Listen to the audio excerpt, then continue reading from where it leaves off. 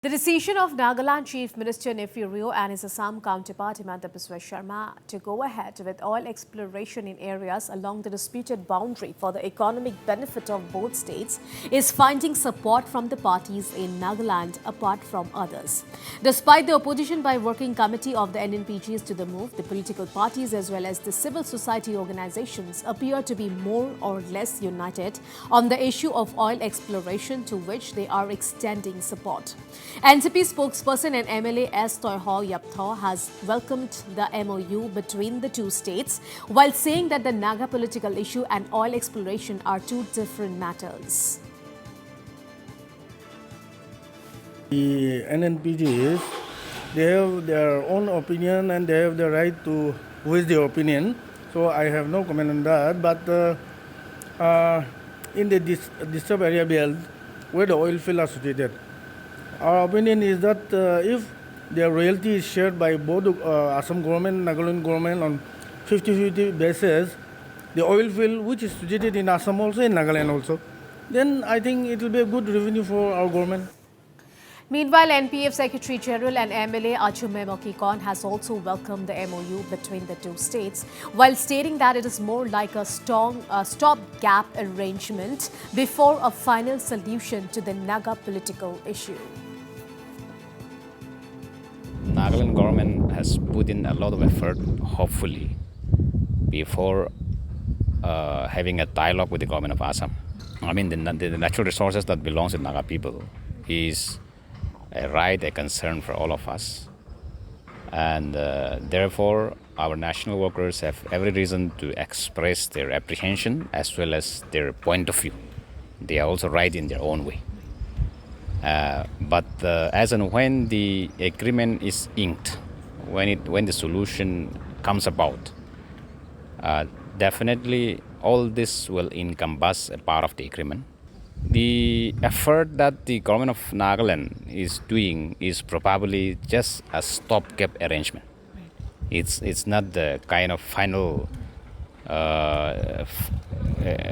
reaching out an agreement on the basis of finality. I mean, it has not reached a finality. So let us assume that it's only a stopgap arrangement to ensure that our resources are not drained out to the other side of our state. The government of the day, Nagaland government, have studied both the merit and demerit of the issue. Best possible option at the moment is to have a proper understanding with the government of Assam. Many of the oil belt areas are falling within the disputed area belt. And the boundary issues between Assam and Nagaland, you are aware, is still pending in the Supreme Court of India. Well, effort is also on to resolve the border dispute outside the court. So, if we are to view from that perspective, to my mind, I think with the best of his intention, our Honorable CM as well as the present government is trying to reach out to our neighbor and exploring the possibility of how to come to a kind of understanding with our neighboring state Assam without compromising the rights of the Naga people. I think we need to cooperate one another and find a best possible way which will benefit our people without, as I said, I'm repeating again, compromising the rights of the Naga people. Meanwhile, Naga Hoho General Secretary Lundang has said that the MOU can only work if both the governments of Assam and Nagaland take the stakeholders into confidence. He also called upon both the state governments to push for a resolution to the interstate border dispute. This is more like a stopgap arrangement between the two governments, especially with the ongoing peace talks that is on with the negotiating groups, as the NSA and IM is also keeping a close watch on this development. Do you think there will be any ripple effect when a final solution is arrived? There should not be any problem if the concerned state governments takes into confidence the stakeholders and the Naga civil societies and have a further discussions and consultations. They should not have any future effect. The disturbed area between Nagaland and Assam is a sensitive matter, and The claims and counterclaims have been in place for many years now. And therefore, this issue of dispute between the Nagas and Assam can only be settled through political negotiations. However, while anticipating the Naga political settlement, it is also time for both the state governments to find out a mutual understanding between the two states and see that the dispute is resolved amicably with mutual respect.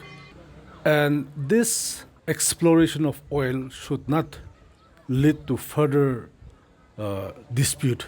The MOU may be signed, keeping in mind that till such time the dispute is settled on the basis of the claims of Naga's ancestral land. And both the state government must ensure that the Naga people should not be obstructed from constructing their houses or any other economic activities in the so-called disturbed area belt.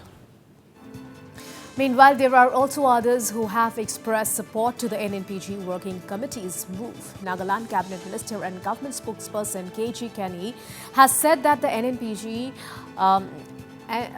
Working Committee have made a valid point as they are a part of the ongoing negotiations in the peace talks.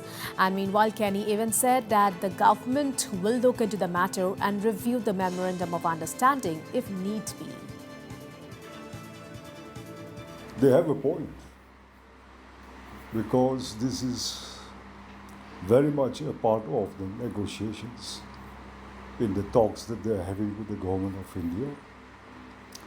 So we'll have to take a closer look at the issue. Side by side, the chief ministers of the two states have also reached a certain level of understanding. So it will be in the interest of both the states and the sector and their people that we have a closer look, not to in any way antagonize both sides, and an approach which will be satisfying to all the stakeholders also. So I'm sure reviews will be undertaken in a short time. Ours is a people's government. So the desire of the people, the interest of the people comes first. So it certainly will be a proper approach when we are met with hurdles from different angles to take a relook.